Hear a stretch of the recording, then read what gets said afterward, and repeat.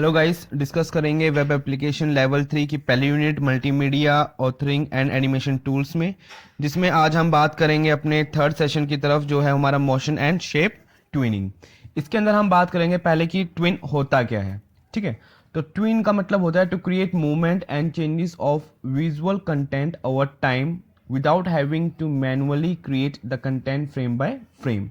तो हमें टाइम के अकॉर्डिंग अपने एक तरीके से कंटेंट को मूवमेंट करानी है, उसकी एक तरीके से विजुअल कंटेंट में कुछ चेंजेस दिखाने हैं बिना फ्रेम बाय फ्रेम के अकॉर्डिंग। ठीक है, तो इसके अंदर हमारे पास ट्विनिंग के अंदर दो चीज़ें आती हैं। एक आता है हमारा क्लासिक और मोशन ट्विनिंग। ठीक है, जिसको हम एक तरीके से मोशन इन फ्लैश भी कहा जाता है इसको, और दूसरा आता है हमारा शेप ट्विनिंग। अब बात करते हैं कि मोशन ट्विनिंग होता क्या है। ठीक है, मोशन ट्विनिंग सिंबल के साथ हम सिर्फ काम करेगा। इसमें आपकी शेप्स चेंजेस नहीं हो सकती। ठीक है, it can not more than one symbol in frame of the same layer. तो इसमें हम एक से ज़्यादा सिंबल बना नहीं सकते हैं। ठीक है, it can tween to follow a path. तो एक तरीके से ट्विन करता है, एक पाथ से दूसरे पाथ में जाने के लिए काम में आता है मोशन ट्विनिंग। ठीक है, तो tweening frames are mainly of blue और पर्पल कलर। जो ट्विनिंग जो हमारी फ्रेम्स होती है ब्लू और पर्पल कलर में होती है, वो हम देखेंगे भी आगे जाके। उसके बाद आता है हमारा शेप ट्विनिंग। ये शेप्स के लिए ही काम करता है। इसमें हम एक से ज़्यादा की फ्रेम्स ले सकते हैं लेयर पर। ठीक है, इसमें जो मेरी शेप होती है मॉर्फ हो जाती है। जैसे कि एक रेक्टेंगल है तो रेक्टेंगल से सर्कल में चेंज हो सकता है। ठीक है, it does not work with motion guide. ये मोशन गाइड के साथ काम नहीं करता। Shape tweening frames are coloured green on timeline. तो ये एक तरीके से ग्रीन टाइमलाइन में दिखता है, या कभी कभी रेड में भी एक तरीके से दिखता है। The following is the example how to create border in an image. तो हम आगे देखेंगे कैसे हम इसमें इमेज क्रिएट करते हैं। तो इसमें हम डिफरेंट टाइप के प्रोपोर्शनल सिंबल्स ट्विन में यूज़ कर सकते हैं। जैसे हम पोजीशन देख सकते हैं, rotation, width, height, colour, opacity. तो यहाँ पर आपको डायग्राम में दिख भी रहा होगा। ठीक है, इस तरीके से हम अपनी तरीके से बॉर्डर एक्स वाई जेड ले सकते हैं, कलर ले सकते हैं। ठीक है, डिफ़ॉल्ट कलर की वैल्यू हम सेट कर सकते हैं इसके अंदर। ठीक, अब आगे हम बात यहाँ पर हम डिस्कस करेंगे कि शेप ट्विनिंग में ऑब्जेक्ट के शेप को कैसे चेंज कर सकते हैं। तो सबसे पहले हम क्या करेंगे, रेक्टेंगल ड्रॉ करेंगे। ठीक है, उसके बाद हम 45 पर एक नया की फ्रेम इंसर्ट करेंगे। ठीक है, उसके बाद हम क्या करेंगे, रेक्टेंगल को सिलेक्ट करके सिलेक्शन टूल्स से रेक्टेंगल को डिलीट कर देंगे। उसके बाद 45 की फ्रेम पर हम एक सर्कल को ड्रॉ करेंगे। उसके बाद हम मिडल की फ्रेम पे जाएंगे, 25 से मान लो 25 की फ्रेम पे जाते हैं, और वहाँ पर हम राइट क्लिक करके वहाँ पर हम कर देंगे शेप ट्विन। उसके बाद जब आप कंट्रोल प्लस एंटर करेंगे तब आप देखेंगे कि आपकी जो शेप ट्विनिंग है उस तरीके से वो काम कर रही है। तो ये मैं आपको एक प्रैक्टिकल एग्जांपल भी आपको मैं शो करूँगा। ठीक है, तो इस तरीके से आपको मैं दिखाता हूँ इसमें। चलिए देखते हैं इसके बाद। मैंने यहाँ पर फ्लैश सॉफ्टवेयर ले रखा है। सबसे पहले मैं यहाँ पर एक तरीके से रेक्टेंगल बना रहा हूँ। ठीक है, सबसे पहले मैंने यहाँ पर एक तरीके से रेक्टेंगल को डिज़ाइन किया, और उसके बाद मैंने एक तरीके से की फ्रेम मैं यहाँ पर इंसर्ट कर रहा हूँ। तो फॉर एग्जांपल मैंने 45 पे एक तरीके से की फ्रेम मैंने यहाँ पर इंसर्ट कर रहा हूँ। ठीक है, 45 पे की फ्रेम इंसर्ट करने के बाद यहाँ पर मैं एक तरीके से कहीं पर भी मिडल पे जाके, ठीक है, दोनों के बीच में कहीं भी मिडल पे जाके मैं एक नया की फ्रेम अगर मैं इंसर्ट करना चाहूँ तो मैं इंसर्ट कर लेता हूँ। मैं मिडल पे गया तो इसके इस तरीके से शॉर्टकट की भी है, तो आप F7 से भी आप एक तरीके से नया की फ्रेम यहाँ पर आप इंसर्ट कर सकते हैं। तो मैंने एक नया की फ्रेम यहाँ पर इंसर्ट कर दिया।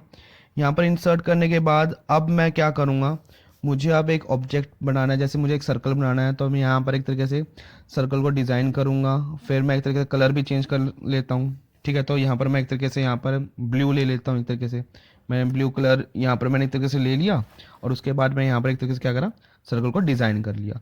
डिज़ाइन करने के बाद मुझे एक तरीके से यहाँ पर फर्स्ट पॉइंट से लेकर जो मेरे को रेक्टेंगल शो हो रहा है उसके बाद मेरे को यहाँ पर चेक करना है कि मेरी जो शेप लास्ट में भी रेक्टेंगल ही दिखेगा। ठीक है, कोई भी मूवमेंट होगा तो एक तरीके से वो चेंजेस होने के बाद मैं अपने सर्कल वाले पॉइंट पे जाने के बाद यहाँ पर मैं राइट क्लिक करके, ठीक है, तो मैं एक तरीके से यहाँ पर राइट क्लिक भी कर लेता हूँ। ठीक, तो यहाँ पर एक तरीके से मैं शेप ट्विन कर सकता हूँ, या नीचे प्रॉपर्टीज़ में यहाँ पर जाके यहाँ पर मैं एक तरीके से शेप पे क्लिक कर दूंगा, तो जिसके हिसाब से मेरी जो ट्विनिंग हो जाएगी वो इस तरीके से चेंज हो जाएगी। तो यहाँ पर एक तरीके से मैंने बता दिया कि भैया जो शेप प्रॉपर्टीज़ में मुझे शेप ट्विनिंग किस हिसाब से लेनी है।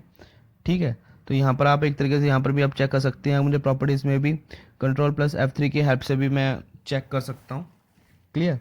अब मैं यहाँ पर आपको करके बताता हूँ कि वो शेप ट्यूनिंग किस तरीके से वो पोजीशन में काम करेगी। अब यहाँ पर भी मैं इस तरीके से राइट क्लिक कर लेता हूँ। ठीक है, ये इस तरीके से मुझे शो कराना है सर्कल से लेकर रेक्टेंगल तक। तो यहाँ पर भी मैं इस तरीके से शेप ट्यूनिंग इस तरीके से मैं मूवमेंट कर देता हूँ। मूवमेंट करने के बाद अब मैं यहाँ पर चेक करूँगा कि लास्ट में आपको क्या करना है, सिर्फ Ctrl+Enter। जब आप शेप ट्यूनिंग आपने ये सारी प्रॉपर्टीज सेलेक्ट कर ली तो लास्ट में आपको सिर्फ एक तरीके से Ctrl+Enter करने के बाद आप देख रहे हैं कि किस तरीके से मेरी शेप ट्यूनिंग चेंज हो रही है। ठीक है, तो कोई भी एक सर्कल है, सर्कल से मैं कैसे अपनी शेप ट्यूनिंग को चेंज कर रहा हूँ रेक्टेंगल में, और रेक्टेंगल से वापस इसमें जा रही है सर्कल में। तो एक अच्छा इफेक्ट ये दे देता है। ठीक है, बाकी चीज़ें तो आप प्रैक्टिकल करेंगे तो आपको और ज़्यादा समझ में आएगा शेप ट्यूनिंग के बारे में। क्लियर। आगे हम बात करेंगे मोशन ट्यूनिंग के बारे में। तो मोशन ट्यूनिंग क्या होता है, to show the movement of an object by using free transform tool. तो एक तरीके से किसी भी ऑब्जेक्ट की मूवमेंट को शो कराना। ठीक है, जिसमें हम एक तरीके से फ्री ट्रांसफॉर्म टूल हमारे पास होता है। फॉर एग्जांपल हमने एक तरीके से रेक्टेंगल ड्रॉ करा। ठीक है, हमने नीचे कार की तरह हमने एक तरीके से बना दिया फर्स्ट की फ्रेम में। उसके बाद हमने क्या करा, वही 45 पे हमने नया की फ्रेम हमने इंसर्ट कर दिया। तो यहाँ पर हमने सेलेक्ट करा फ्री ट्रांसफॉर्म टूल और उस ऑब्जेक्ट को ड्रैग करके वहाँ तक जहाँ तक ले गए जहाँ तक हमें उसकी मूवमेंट करानी है। उसके बाद हमने क्या करा, किसी भी मिडल की फ्रेम पे हम गए, 25 पे गए, वहाँ पर राइट क्लिक करा, या हम नीचे हमारे पास प्रॉपर्टीज़ होती हैं वहाँ पर हमने जाके एक तरीके से सेलेक्ट मोशन ट्विन कर दिया और हमने Ctrl+Enter प्ले कर दिया, जिससे हमारी एक तरीके से मूवमेंट हमारी स्टार्ट हो जाती है। तो इसको एक तरीके से यहाँ पर बोलते हैं मोशन ट्विनिंग। यहाँ हम प्रैक्टिकल तरीके से हम देखेंगे कि मोशन ट्विनिंग काम कैसे करता है। ठीक है, तो सबसे पहले अगर मैं लूँगा तो सबसे पहले मैं एक तरीके से एक ऑब्जेक्ट बनाता हूँ। तो मैंने यहाँ पर एक तरीके से एक सर्कल ड्रॉ कर रहा हूँ। ठीक है, सर्कल ड्रॉ करने के बाद जो वाइट पोर्शन आपको दिख रहा है ना, इसको हम स्टेज बोलते हैं, जिस पे मैंने सर्कल ड्रॉ करा है। उसके बाद मुझे सेलेक्ट करना अपना नेक्स्ट पॉइंट की तरफ। अगर मैं बढ़ता हूँ तो नेक्स्ट पॉइंट पे मुझे देखना है, मुझे एक की फ्रेम इंसर्ट करना है कहीं पर जाके। ठीक है, तो जो ये आपको ये स्केलर टाइप में जो आपको दिख रहा है, तो यहाँ पर हम एक तरीके से अपना की फ्रेम इंसर्ट करते हैं। ठीक है, तो लास्ट में मैंने आपको तो दिखाया था कि भैया जो शेप ट्यूनिंग होती है तो उसमें हम कितने टाइप्स की हम शेप उसमें बनाते हैं, लेकिन मोशन ट्यूनिंग हम एक ही सिंबल को लेके उसका सिर्फ मोशन क्रिएट करते हैं। ठीक है, इसमें मुझे कोई शेप नहीं बनानी होती। ठीक है, तो पर्टिकुलरली मैं यहाँ पर एक तरीके से की फ्रेम मैंने इंसर्ट करा। की फ्रेम इंसर्ट करने के बाद हम यहाँ पर जहाँ से जहाँ तक मेरे को करना है, ठीक है, ऑब्जेक्ट को जहाँ से लेकर जहाँ तक मेरे को वो करना है, तो वहाँ से वहाँ तक मैंने इसको ड्रैग कर दिया। ठीक है, जहाँ से जहाँ तक मेरे को तरीके से मोशन दिखाना है। ड्रैग करने के बाद तो ये तो मेरा लास्ट का हो गया, ये तरीके से मेरा फर्स्ट हो गया। तो मुझे एक तरीके से थोड़ी स्मूथनेस दिखानी है। ठीक है, स्मूथनेस दिखाने के लिए कि भैया जो मेरी मोशन ट्यूनिंग है वो मेरे को दिखे। अगर मैं यहाँ पर Ctrl+Enter करूँगा तो बिल्कुल क्विकली मेरे को दिखाई देगा, पता भी नहीं चलेगा कि मोशन हो भी रहा है नहीं हो रहा।